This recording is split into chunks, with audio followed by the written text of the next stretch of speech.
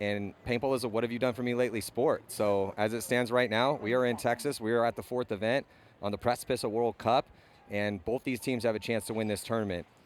Who do you got in this one is the question. I mean, it's tough, right? Impact is a little more solidified with their roster, new pickups here for Damage. Maybe you could argue that it should be Impact's game, but Tampa Bay coming out of the wild card round, taking down the Tauntaun. So this one's kind of a pick 'em.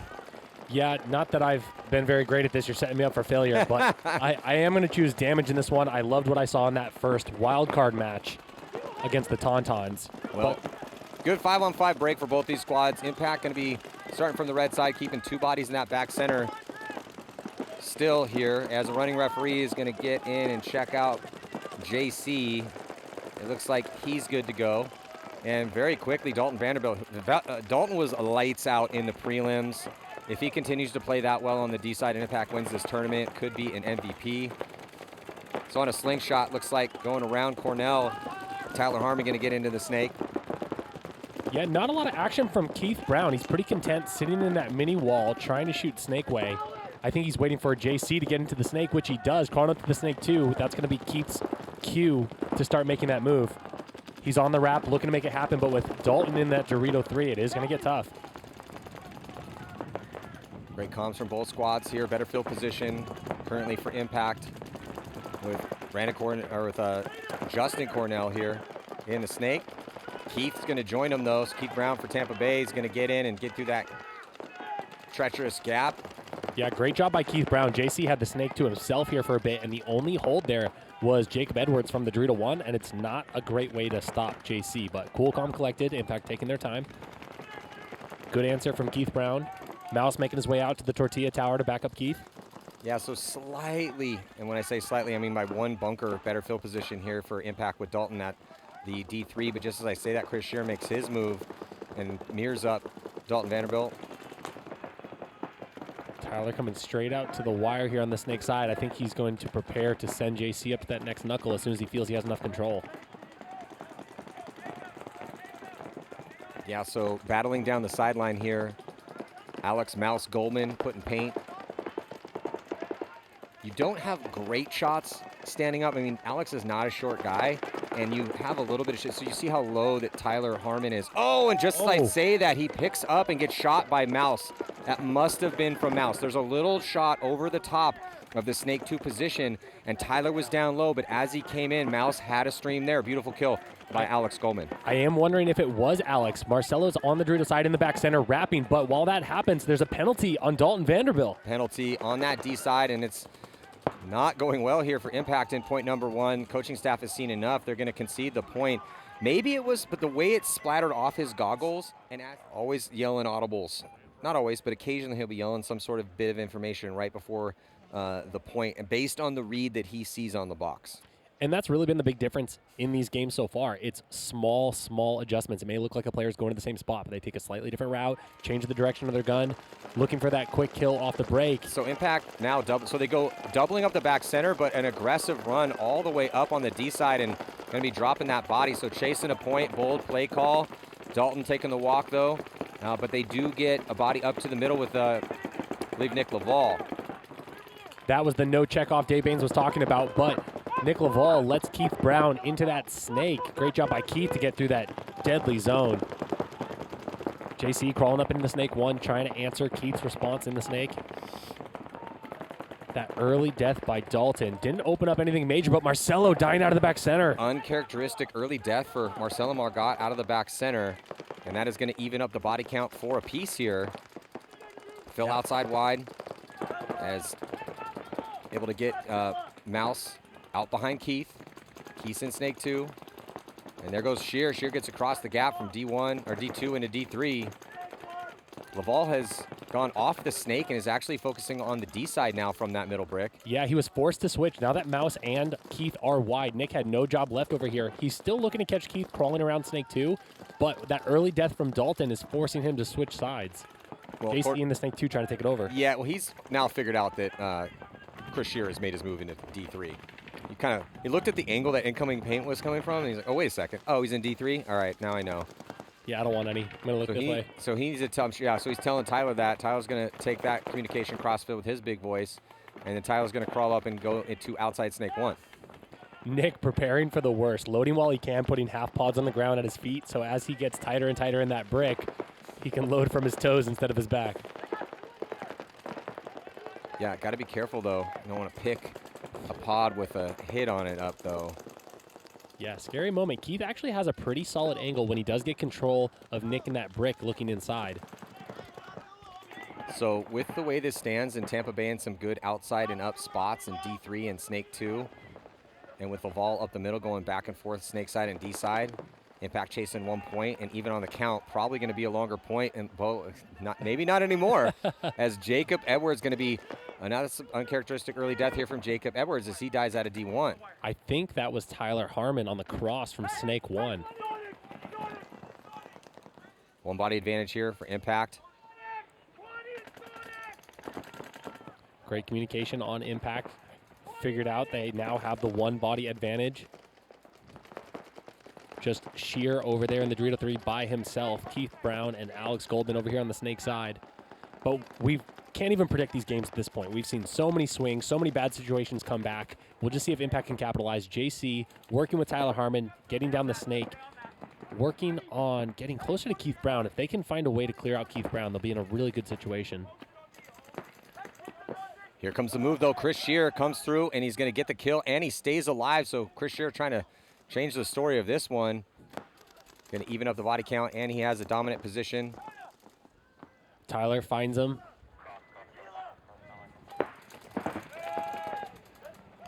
And then Keith Brown's going to run through, and yeah, Chris Shearer comes off. So as the dust settles here comes Rainey Stanzik moving up the field, trying to see if there's any bodies left alive.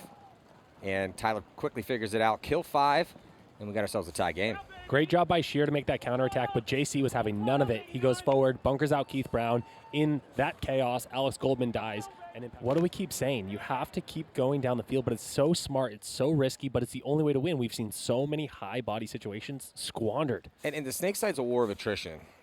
D side, similar, but we've just seen a lot of big points stolen from that D side here so far at this event. So on the breakout right now, Keith Brown's going to get into the Snake 5-on-5. Impact so far through 3 has loved doubling up that back center for at least the first 20 or 30 seconds. Yeah, a little unusual to stay there so long. I'm not sure why Tyler Harmon prefers it. He is going to bail out to that Hertz can. It gets really tight in there really quickly. He's got to be cautious now because with JC out here wide, Damage is shooting that tortilla tower, and there's a bounce shot into that can that has just been vicious, drawing penalties off some of these teams. So Keith Brown matching up against JC. JC's outside a little bit from that Snake 1 position. Have to be. It looks like Keith might be doing some gun surgery again. When he was talking to Cabby, he was discussing how he had to do surgery. He got his gun up and running, and he was able to finish out the point, but he's kind of in a similar situation right now. Yeah, going at it again. I noticed we haven't seen a lot of Brandon Cornell on this field for Impact. And he's typically a go-to, and that's because Impact rides the hot hand now, and Dalton had such a good prelims. Yeah, you can't argue that. He was definitely a top choice on that Dorito side. Nick Laval on the hold for the cross, but Keith still doing a little surgery over there. This is what's so hard. We can see this from above. We know Keith's doing surgery, but there's no predicting that on Impact side of the field. Dalton and Nick still have to stay on that zone, be very, very cautious. So Tyler's going to get a little closer to JC. Keith's still working on his gun right now, but he does have Mouse behind him. And it was either Mouse or Marcelo, but Mouse definitely knows this shot here, as he shot out Tyler earlier.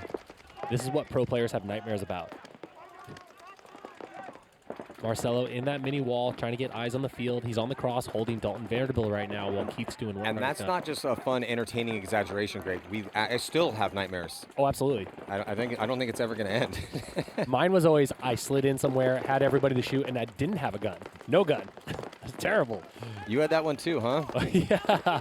So Cornell now going to make a move up into Snake 3. This has been the move. Get a body behind you so we can work down the sideline to protect you from getting run down from that route and try to work those crossfield angles. on the wedge, keep him out of that spot. Smart move by Jacob Edwards to get out of that Dorito side can. It gets really dangerous once that guy makes it around the snake too. Ref running in, but I think he's good. Keith finally back up and running over here.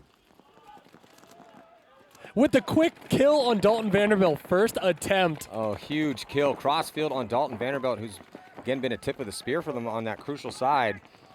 And they give him a one-body advantage right now. Keith said, I only needed 10 paintballs. Yeah, as soon as he gets his gun up. That's what's tough, though, sometimes. Oh, Chris Shear, though, he's going to die.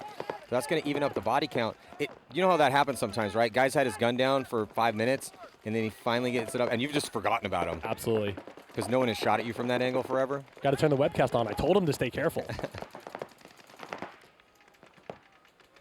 Yeah, didn't get to see who caught Chris Shear there.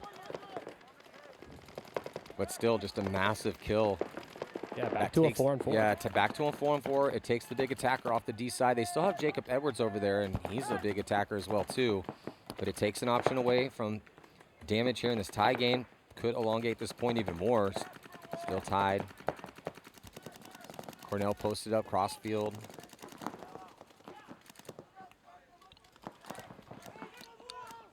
Yeah, I'm guessing that was probably JC. It's the first, JC's in Snake 3 looking that way. There's no, and Keith Brown dying out of that Snake 2 spot. Huge kill for Impact. That forces Marcelo Margot to dip back into the Hertz can in this 3-on-4. That's going to start to free up the Dorito side for Impact. No rush over there for Impact. 4.5 minutes left to play. Impact definitely has the count right because Tyler Harmon was just yelling crossfield 43-43, meaning 4-on-3. Oh, and then Tyler Harmon's going to win the gunfight with Mouse. A little taste of his own medicine here, getting it back from that earlier point. And now it's Tyler Harmon versus Marcelo Margot. Play the Game podcast duel here on the Snake side. Marcelo runs all the way out to try to get the drop on his podcast co-host. Not able to do it, though, but gets back safely into the Tortilla Tower. Now Rainey Stanzak realizing that there is no mini wall. Marcelo over there in the tower. He's starting to make his way up the Dorito side into that big wedge. And damage has seen enough. They're going to concede the point. Smart play there with the time. Yeah, Rainey was starting to move up on that D side. J-Rab, as that happens. Back to Impact versus Damage. 5 bodies alive off the break. Nice even spread. Tyler being a little bit quicker about it. Getting out of that back center as Keith Brown makes it into Snake 2 for Damage. So consistent by Keith Brown getting in there. Yeah, Keith Brown doing a real good job of getting to this crucial spot.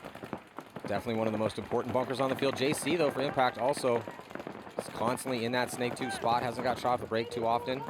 And after that silly death by Dalton, Brandon Cornell getting a spin. Brandon Cornell has been doing a lot of work for Impact for a long time, so he gets his chance coming off the bench this time. Quickly gets into the wedge. Pump and paint, try to keep Keith Brown honest over here on the Snake side. Mouse behind Keith, playing against his former squad. Again, don't trust my predictions, but I love seeing Brandon Cornell in right now because he hasn't had some of those tight zones beaten out of him. He may be a little more aggressive as things are necessary because he's not afraid of that one shot that maybe happened to Dalton. Phil out wide for Rainey Stanzik. Out and up, actually, as he goes around the Tortilla Tower to dive into the Snake.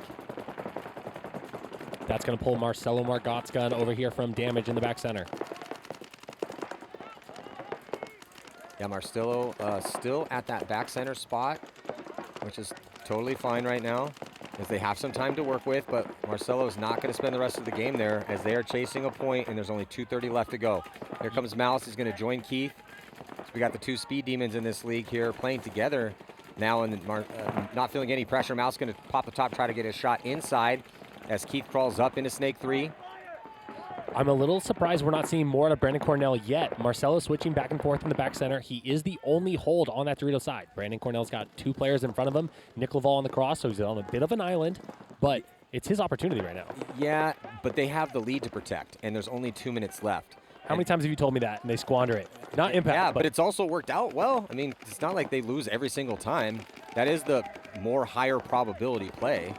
And they're going to shoot out Marcelo Margot from that back center.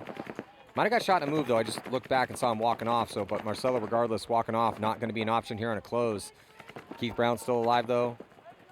Just flipping a coin with every move and every gunfight. getting tense here. Quarterfinal match, trying to punch their ticket to get on in this tournament, move into the semifinals. Chris Shear going to be taking the walk. Options dwindling on the attack here for Tampa Bay Damage, and nobody coming off for Impact. So, and they're going to concede. They needed to do it right when Chris Shear died, because they're going to have to let it ride right now. Tournament on the line. Impact looking like they might be getting into play. Uprising in the semifinals if things keep going this way. And sure enough, Keith Brown gets stitched up by Rainey as he was trying to crawl up to shoot Justin Cornell. Now a 2-on-5 situation. Unless Jacob Edwards and Mouse have a trick up their sleeve, it's not looking good. So yeah, they are going to concede the point now after the death of Keith Brown. And that was the difference maker. There's that big center move by both teams. We are yet to see this weekend. So Nick Laval, and then here comes Jacob Edwards. Jacob Edwards is going to go through. They're chasing two. They only have 46 seconds left. So they were trying to fight fire with fire. Doesn't look like it's working. No, there are 3 bodies left alive, but with Keith Brown on their side.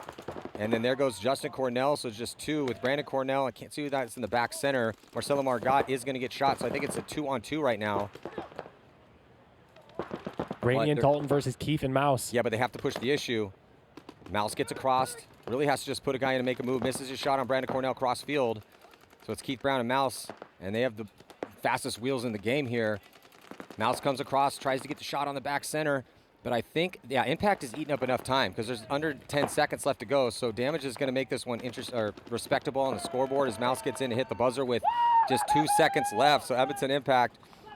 We've got Rainey Stanstack here. I mean, talk to us about that game. I mean, what was it like to beat Damages? It's an intense game, right? I played with that team. I've known those guys, so there's a lot on the line, like ego-wise, so it gets a little heated, and somebody starts talking shit, then it gets fired up, makes the game more exciting. Right, and that last point, it was super exciting. Can you walk us through that a little bit? Yeah, it's chaos. It's like a problem-solving, equation that's happening in real time, really fast. So you have to kind of guess who you eliminated, where they're coming, where the positioning, and kind of move your feet to try to protect the angles that you think you're exposed to. And really, you're just trying to buy time to just eat up that clock. And ultimately, we lost the point, but that won the match by eating up that time. Awesome. Well, thanks for chatting with us. I appreciate it. Thank you. And it's Cabby, and you're watching Major League Paintball.